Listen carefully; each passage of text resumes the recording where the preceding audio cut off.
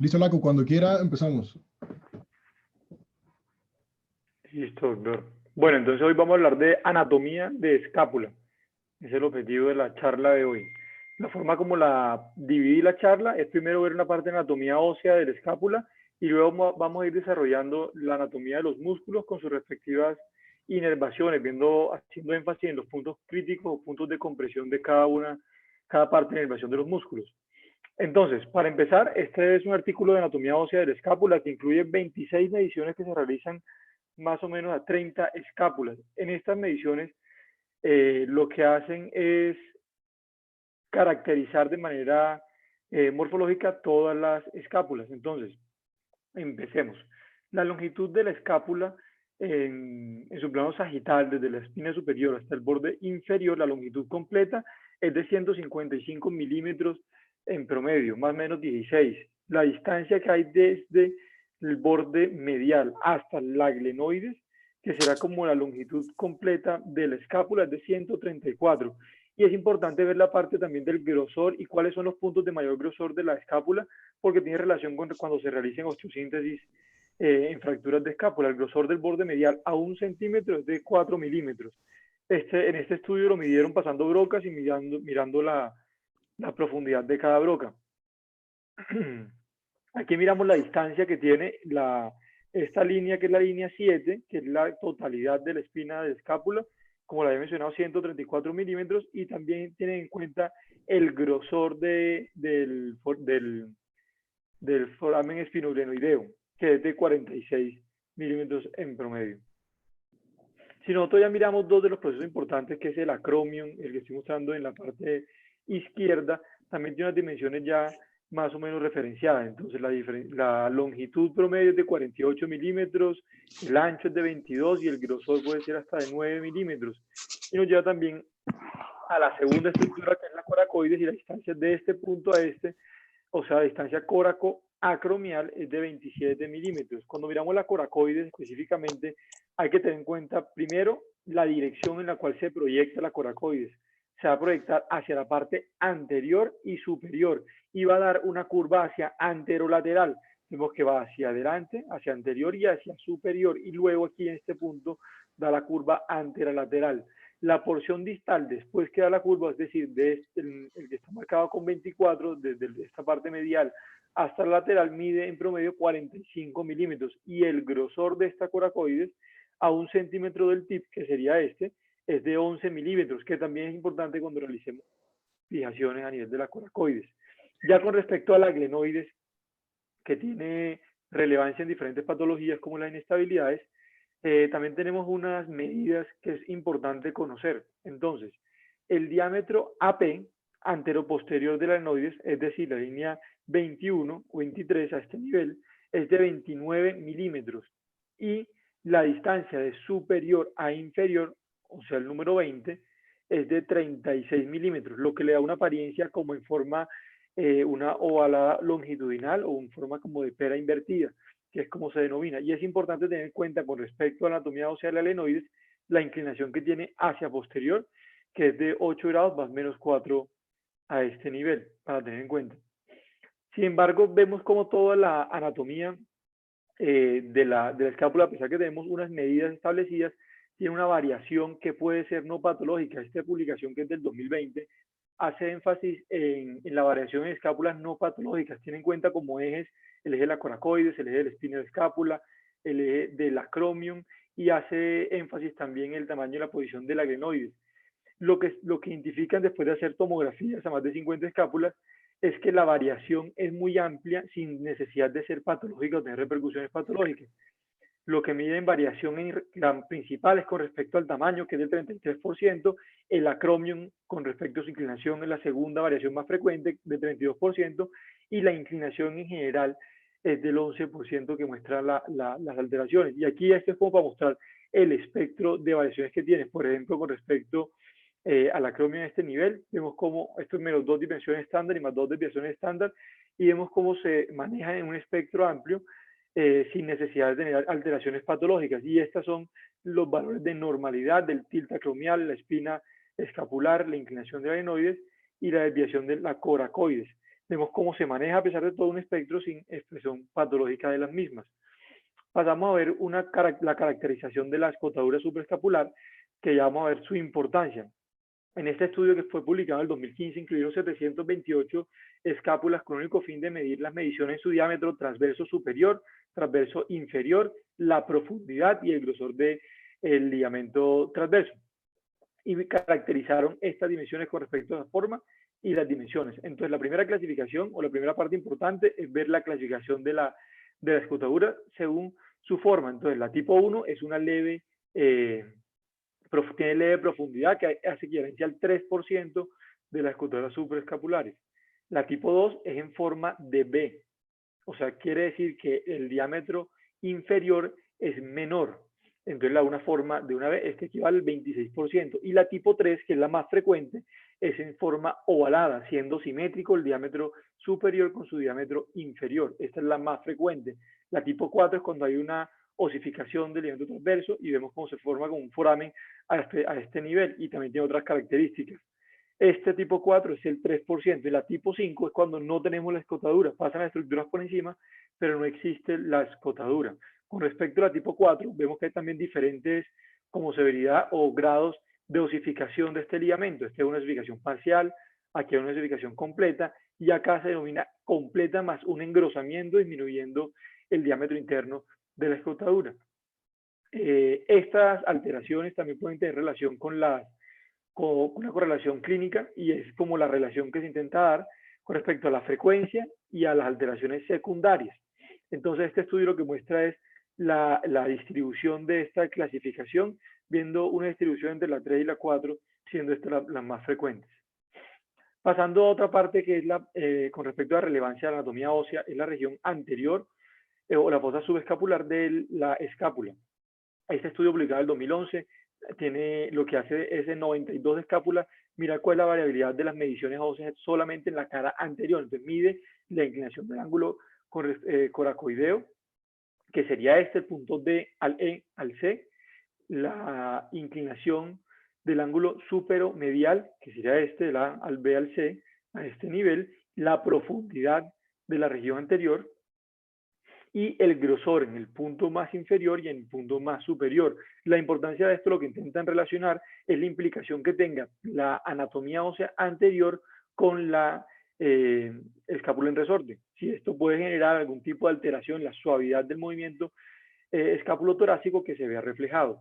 Las mediciones en ángulos las mediciones de normalidades en este estudio, el ángulo superomedial fue de 124 a 162, la profundidad de la superficie ósea fue de 10 a 26 milímetros, la angulación de la anterior de la coracoides fue de 120 a 160, vemos que hay una variabilidad amplia en estas mediciones y el grosor de los ángulos superior e inferior fue de 3.3 y 6 milímetros, siendo más grueso el borde inferior, y mencionaban la presencia de la deformidad como en rhinoceros horn-like en el borde inferior, que puede estar relacionado o puede alterar la suavidad del movimiento escapulotorácico con la alteración en la anatomía ósea anterior.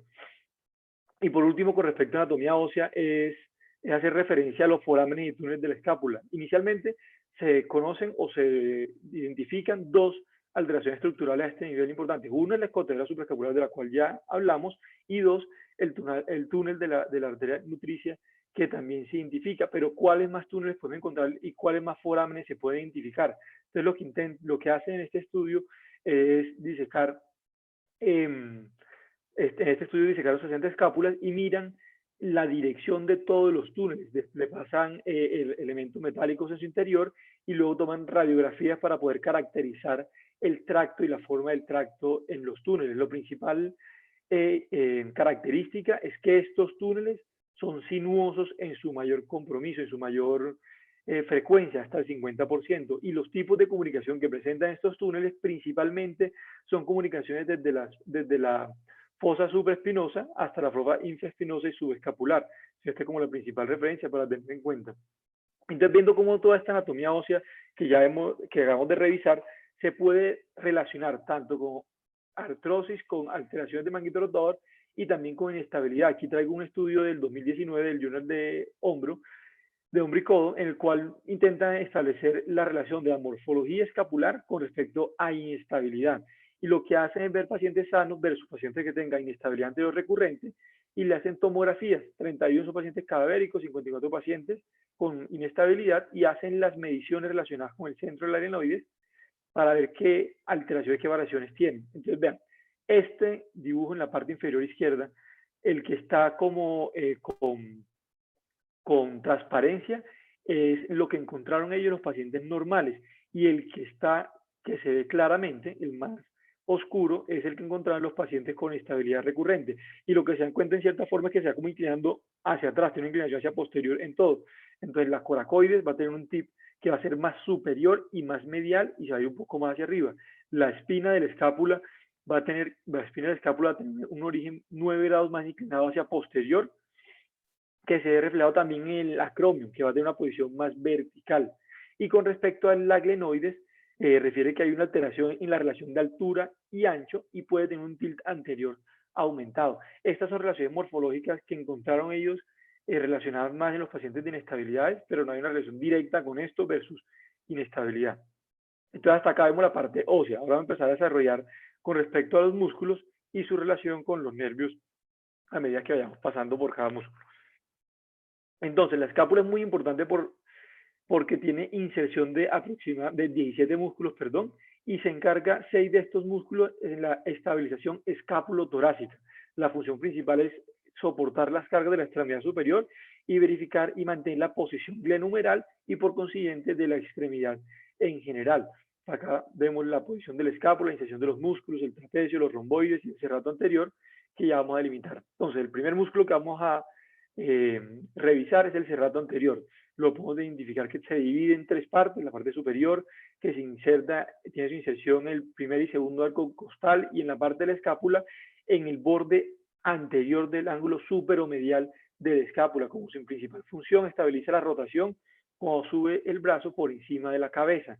La segunda parte se inserta en el segundo al cuarto arco costal y tiene su inserción escapular en el borde anteromedial de la escápula, como su principal función en la protracción.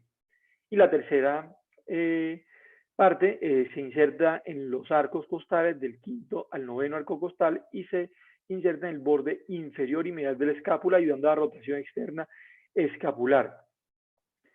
Cuando empezamos a ver ya específicamente los diferentes estudios anatómicos que hay con respecto a la distribución del serrato anterior, vemos que hay muchos estudios que hacen énfasis en la inserción exacta de cada uno, como estos fascículos, el superior, el medio y el inferior, con los arcos costales, y hacen estudios con la inclinación que tienen estos fascículos con su punto de inserción, intentando relacionarlo con el mecanismo de acción que tenga cada fascículo del músculo. Entonces, este estudio fue publicado en el 2014 y lo que hace es una disección de las inserciones del serrato anterior y mira, la inserción de los fascículos. Entonces vemos aquí, hace referencia, esto que se referencia como R2, R1 y R2, es el arco costal al cual se está insertando la porción del serrato que está a este nivel, y lo divide. Entonces aquí la parte superior, quiere decir que se inserta en el primer arco costal y en el segundo arco costal en el borde superior, en el segundo arco costal en el borde inferior. Entonces en el segundo arco costal se divide en la parte superior e inferior, y acá abajo tenemos el tercer arco costal y ya hasta el noveno en el borde inferior. Aquí vemos la inclinación que tienen las fibras del serrato con respecto a una línea media, como se insertan en el ángulo superior. Es de 29 grados la mayoría de fibras que van hasta este nivel, teniendo como referencia una línea media a este nivel. En el borde medial de la escápula casi que están todas las fibras a 90 grados en esta dirección, y en el ángulo inferior a 59 grados. También hace referencia al área de esta fibra, distribuyendo por cada arco costal al cual se inserte. El que tiene mayor área es las fibras que van hacia el borde inferior del segundo arco costal, siendo de 1.6 centímetros cuadrados. Esta es la más grande, la que mayor área tiene, perdón. Entonces acá vemos, esta es la escápula en el borde izquierdo, estas son los arcos costales y lo que les mencionaba. Entonces aquí al segundo arco costal vemos cómo se va a insertar un fascículo que va en el reborde inferior y en el reborde superior del mismo segundo arco costal, haciendo parte del fascículo superior y del fascículo inferior, del fascículo medio, perdón, y viendo cómo se inserta a este nivel. Y aquí lo podemos ver tal vez más discriminado, el borde, el que va a la parte superior e inferior del arco costal y atrás la segunda costilla. Esto cobra importancia porque en este mismo artículo hace una revisión histórica de las publicaciones con respecto a la división y cómo se ha clasificado su inserción en las diferentes partes de los arcos costales del cerrato. Y hay como una variedad con respecto a cuál exactamente es el punto de inserción. Y este artículo es de los publicados el que más se refleja la inserción exacta del cerrato y la inclinación y angulaciones que tienen esto en su inserción, que puede tener esa repercusión con respecto a al vector de tracción que tengan cada uno de estos fascículos.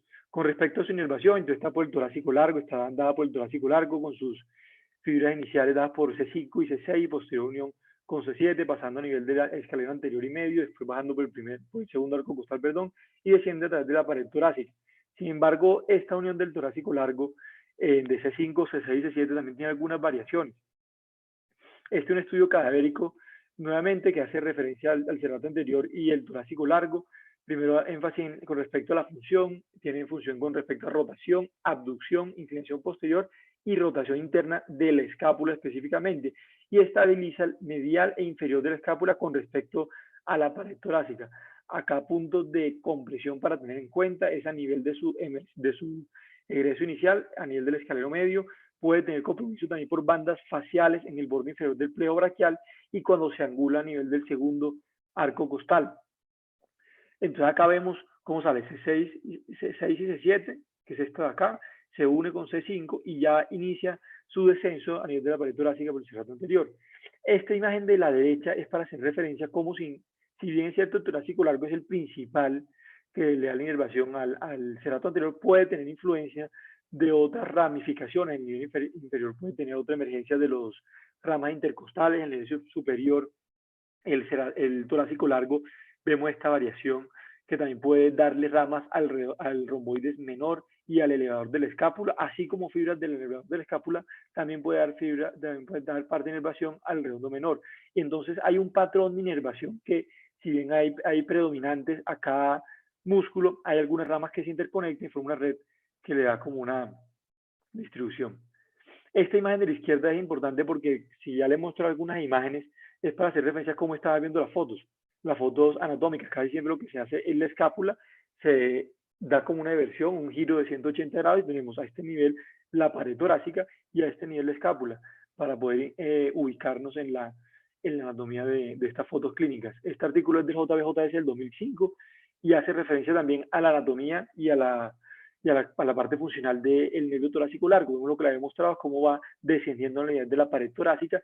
E importante lo que les mencionaba, vean como en la parte inferior, dándole la inervación al fascículo inferior del cerrato anterior, tiene diferentes ramificaciones, varias ramificaciones. Y en la parte superior, lo que les mencionaba, las ramificaciones de C5 y C6, dando como el tronco superior del torácico largo, y luego cuando emergen puede emerger de C7, que da la parte del tronco inferior. La relación con respecto al nervio supraescapular, que es muy cercano a nivel de su emergencia. Con lo que les mencionaba de la inervación en la parte inferior, vean cómo se ramifica toda esta inervación en el fascículo inferior. Y en el fascículo superior, ver cómo también se distribuye no solamente el fascículo superior, sino que puede dar unas ramas para el elevador de la escápula. La distancia a la cual pasa el torácico largo en el fascículo medial es a un 30% de distancia en la totalidad entre su inserción en el borde medial de la escápula y su inserción torácica. Entre origen e inserción a 30%. Es este nivel al cual pasa por el borde medio. Y acá lo que les he hecho énfasis, el borde inferior, vean todas las ramificaciones que da, y cuando vemos las ramificaciones, no solamente tiene del torácico largo, sino que también tiene unas ramificaciones de ramas intercostales, o sea que el borde inferior del cerrato anterior, el fascículo inferior, tiene una inervación de cierta forma compartida a este nivel. Con respecto al trapecio, entonces el músculo más superficial de la musculatura periescapular, tenemos tres fascículos de igual forma: el fascículo superior, que se va a insertar al acromio, la espina escapular lateral, funcionando principalmente en elevación y rotación superior del ángulo lateral; el fascículo medio, que se inserta la espina escapular superior de igual forma y funciona principalmente en aducción y retracción de la escápula; y el fascículo inferior es este, entonces se ha ido iluminando acá con amarillo, se insertan en la espina escapular inferomedial y funciona como depresor de la escápula y rotación lateral del ángulo inferior. La inervación está dada por el nervio espinal accesorio del trapecio. Entonces el nervio espinal accesorio, enunciado par craneal, vemos que emerge por el foramen yugular en compañía del nervio vago y la rama interna del nervio recurrente. A este nivel tiene algunas variaciones también que ya vamos a estudiar. Va a pasar en la superficie del esternocleidomastoideo con algunas variaciones anatómicas que estudiamos y dando posteriormente sus ramificaciones hacia el trapecio. Entonces, con respecto a estas variaciones que les acabo de mencionar, por donde emerge con respecto al esternocleidomastoideo, entonces la variación principal es que pase por el borde posterior del esternocleidomastoideo, que es un 66% de los casos, puede salir también antes del esternocleidomastoideo en un 22% de los casos, y hay otra variación que es la tipo 3, que se va hasta el reborde posterior, pero va a ser un ganglio medial, un poco más medial y más engrosado, con fibras de nervios cervicales, y va a estar más engrosado. Con respecto a los nervios cervicales, después de su salida por el foramen yugular, el espinal accesorio va a tener un aporte de estos nervios que no va a ser constante, pero va a estar distribuido de C2 a C4. El 78% de los casos tiene versión de C2, el 48% de C3 y el 52% de C4. Y aquí vemos cómo se ve en la anatomía el aporte por cada uno de los nervios cervicales luego de que emerge el espinal accesorio, lo cual da importancia porque tiene también como una distribución con respecto a su inervación que puede tener relación posterior. Con respecto a su emergencia, en la parte posterior del esternocleidomastoideo, estos son los tres tipos que le mencionaba. En la parte posterior, antes del tronco común, antes de salir, antes de pasar por el esternocleidomastoideo, perdón, y cuando hace el nódulo, el ganglio más medial y posterior que tiene aporte de los nervios cervicales, que es el tipo 3. Con respecto al romboides mayor y menor, entonces hacen parte ya como la musculatura profunda periescapular, la inserción a nivel de la apófisis de C7 a T1 del romboides menor y va a llegar al borde posterior y medial de la escápula. El romboides mayor va a ser de T2 a T5 y se inserta en el borde inferior inferomedial de la escápula. En función en conjunto, trabaja para la retracción de la escápula y la elevación del borde medial. Y está elevado por el nervio escapular dorsal, que es rama de C5. El nervio escapular dorsal, entonces aquí está su emergencia, que está a este nivel, es la flecha amarilla en la parte posterior del escaleno medio, que en este estudio cadavérico lo que hacen es medir la distancia, uno desde el esternocleidomastoideo hasta el nervio dorsal escapular con respecto a su emergencia, en relación con su escaleno medio, y relación con el escaleno medio en su emergencia. Y aquí vemos cómo baja el nervio dorsal escapular, es lo que estamos viendo acá, basando en el reborde anterior del romboides menor y del romboides mayor. Y aquí vemos cómo es la trayectoria luego que desciende.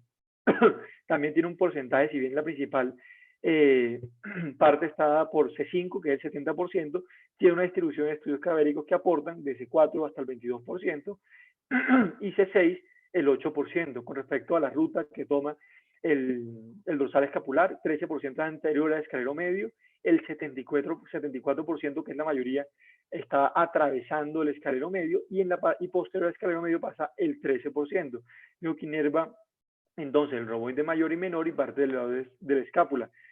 Se distribuye hacia ese nivel.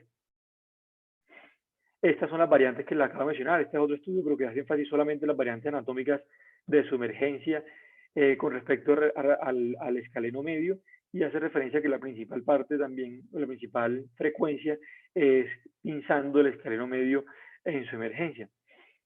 Aquí hay diferentes variaciones que pueden ser pinzando anterior o posterior, y mira las frecuencias en diferentes poblaciones. Este estudio está específicamente en población japonesa, pero hace referencia en las diferentes poblaciones, con los estudios que muestran, y la distribución es más o menos similar a la encontrada en la población japonesa, a la población japonesa. Este otro estudio anatómico que mira un patrón de pinzamiento de los nervios, pero lo hace con relación al pinzamiento secundario a variaciones del plejo braquial. Entonces, mira, 90 cadares, patrones de pinzamiento de los nervios, y mira el pinzamiento anatómico de estos nervios secundario a que tenga variaciones del plejo braquial, variaciones del torácico largo y variaciones del dorsal escapular de la escápula. Entonces miramos que el pinzamiento anatómico del torácico largo se presenta hasta un 60.8% de las disecciones y del dorsal escapular hasta un 44.6% de las disecciones. Aquí lo que hace es las tablas que mira la variación de las alteraciones del plejo braquial, los que pinzan y los que no pinzan, y lo hace la misma tabla, le explican con plejo braquial, con dorsal escapular y con el torácico largo, viendo que la distribución general maneja esas relaciones que les acabo de mencionar. Hasta este punto que hemos visto la musculatura como que está relacionada a la establección de la escápula, importante y es como un bullet en la presentación, recordar la escápula alada, medial y lateral y la lesión neurológica que lo puede desencadenar, pero no solamente la lesión neurológica, sino recordar que también lesiones musculares locales como está escrito desde 1930, que aquí puse la captura del artículo para mostrar que la importancia desde que siempre se debe tener en cuenta, lesión muscular local o desinserciones también pueden tener como hallazgo secundario la escápula alada, entre la disfunción del cerato anterior con su lesión consecuente en nervio, la escápula alada medial, y por el contrario, la lesión del espinal accesorio, lesión del trapecio, la escápula alada lateral.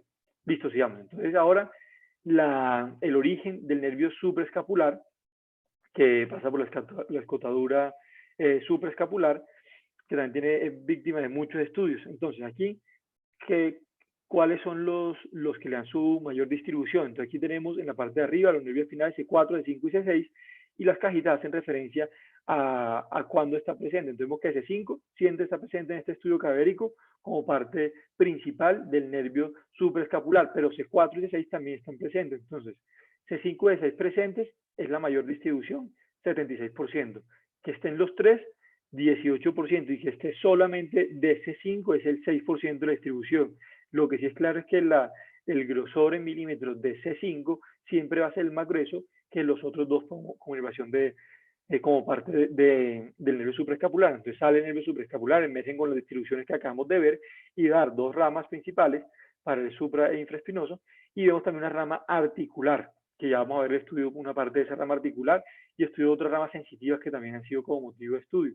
Entonces, las ramas sensitivas, la distribución de las ramas sensitivas del nervio supraescapular, este es un estudio anatómico y mira la distribución de estas ramas, proximal, ¿en qué punto sale esta rama? Entonces, esta rama está presente en 87.1% de las ocasiones, tiene una distribución proximal del 48%, proximal a la escotadura supraescapular, inferior un 40.7% y distal el 11.1%.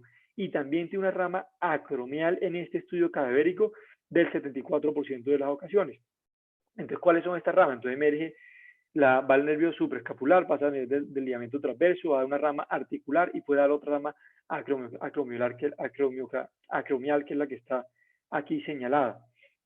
Aquí vemos la rama acromial como emerge, la separación de esta rama después del nervio supraescapular, y aquí es cuando pasa el nervio supraescapular por la escotadura supraescapular.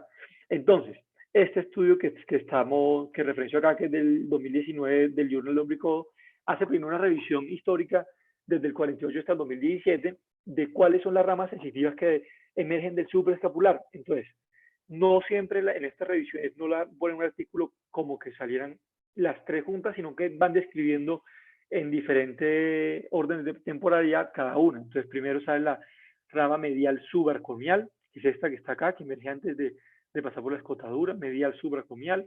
Después la rama lateral subacromial, es esta longitudinal, que pasa aquí como por la bursa subacromial. Y la rama posterior glenohumeral, que es esta rama que va a salir después de que sale hacia el infraespinoso, de la posterior glenohumeral. Entonces estas ramas, si las vemos en el detalle como el zoom anatómico, vemos cómo pasa. Entonces supraescapular, la que sale antes, la medial subacromial, la rama para el supraespinoso a este nivel, aquí sale la lateral subaracromial, luego aquí la que va hacia el infraespinoso, y vean cómo aquí se desprende la posterior glenohumeral, dando tres ramas sensitivas y las dos ramas y las ramificaciones motoras. Entonces, nuevamente, el recordar de la primera imagen que les estaba mostrando, ver cómo si uno lo ve de un corte axial de cierta forma, cómo es la distribución de la medial subacromial, la lateral subacromial y la posterior glenohumeral, y ver aquí cómo es su distribución ya en el espécimen anatómico. Vemos cómo pasa el ligamento transverso, la escotadura, el supraescapular, medial, subacromial, lateral, subacromial, da el reborde hacia el infra y el supraespinoso, y aquí del infra antecito se emerge la glenohumeral posterior. Bueno, y anatómica y consideraciones anatómicas con respecto a la seguridad ya en la parte quirúrgica. Esta es una distribución de la distancia que pasa el nervio supraescapular del rim glenoideo, que es de 3.42 centímetros, desde el punto de inserción del manguito, que es de 5.34 centímetros, y desde el borde lateral del acromio es de 6 centímetros, punto de referencia como para establecer una zona segura de intervención. También hay diferentes variaciones con cómo se distribuye este nervio supraescapular y los vasos, la arteria y vena supraescapular a nivel de la escotadura. Entonces, esta es la clasificación. La tipo 1 son que siempre los vasos van por encima, es la principal, 59%. Tipo 2 es que tiene vasos simultáneos, puede tener dos venas o una vena y una arteria, pero hay vasos simultáneos pasando en la parte inferior del ligamento y superior, hasta el 29.7. Y la tipo 3, que es que todos los vasos están por debajo, que es la menor cantidad, que es el 10.9%. El 48% de estas alteraciones se van a presentar bilaterales en el mismo espécimen anatómico, y es frecuente que tengan, bueno, es frecuente, el 23% de los pacientes tienen doble venas, tienen vena superior e inferior en las disecciones. La distribución del espécimen anatómico que les estaba mostrando, y ver también cómo puede tener otro motivo, otra alteración que puede generar pinzamiento o compromiso de los vasos, es una inserción anómala del músculo homoioideo, que puede estar o bien medial o en la parte posterior con respecto al ligamento transverso o encima del ligamento transverso, y es una de las variantes a tener en cuenta. Y ya con respecto al subescapular, hace parte de la musculatura profunda periescapular, está inserción en la parte anterior de la escápula, en la fosa del subescapular, principal función de la rotación interna, y su inervación con respecto a C5 y D7, que se trifurca por una división superior, medio e inferior. Aquí es importante resaltar las alteraciones anatómicas que pueden estar asociadas con respecto a las alteraciones de las venas y de la vena y de la arteria, ver cómo, en qué punto emerge con respecto a la vena axilar. Aquí tenemos la imagen, el dibujo de la tipo 1 y cómo se ve el espécimen anatómico, el punto en el cual emerge de la vena axilar, que emerge directamente, o cuando emerge ya más distalmente, que tiene una inclinación vertical con su emergencia. De igual forma hay variaciones con respecto a la arteria, que hacen referencia también a la inclinación en la cual entra al subescapular, para tener en cuenta en las disecciones. En conclusión, resaltar la anatomía ósea de la escápula, ver todas las variaciones que tenemos y la relación cómo puede existir con algunas patologías, para tener en cuenta las mediciones normales para comparar los puntos de compresión de las alteraciones de las inervaciones de los músculos que acabamos de ver la variación principalmente en la emergencia cuando salen los nervios, donde pueden tener mayor cantidad de variaciones y de puntos de pinzamiento, que nos lleva a la segunda parte, que es las variantes o las diferentes variantes anatómicas que pueden tener estos nervios, y también músculos alrededor que pueden generar compresión, como el homoioideo con respecto a la escotadura supraescapular, y tener en cuenta que todo esto nos lleva finalmente a tener claridad en la correlación clínica de nuestro paciente. Y el código que les comparto es la presentación que acabo de mostrar.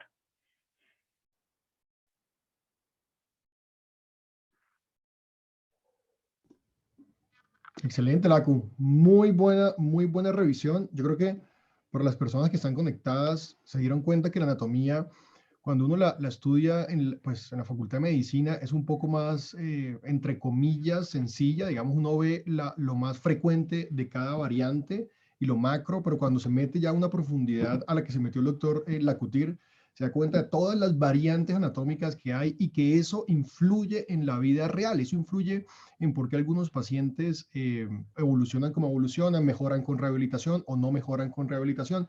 Creo que, como repetimos bastante en la sección, digamos, la anatomía es nuestra geografía, ¿sí? Es nuestra carta de navegación cuando operamos, cuando examinamos un paciente, y es vital conocerla a esta profundidad que el doctor Lacutir nos acaba de mencionar. ¿Alguien tiene alguna pregunta o comentario? Doctor González, que está conectado.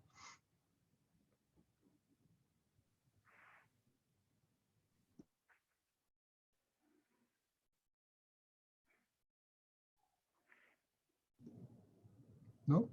Digamos, cuando uno mira la presentación, hay muchas cosas que uno le llaman la atención. Digamos, uno cuando estudia anatomía, sobre todo el nervio supraescapular, pues piensa que más del 90%, digamos, porque es lo que uno aprende en la universidad, pasa como la variante tipo 1, la que comentaba el doctor Lacutir, que es el 60%, pero es el 60%, o sea, es un poquito más de la mitad, pero no es el 90% como uno piensa y como que es lo fácil de uno recordar, ¿sí?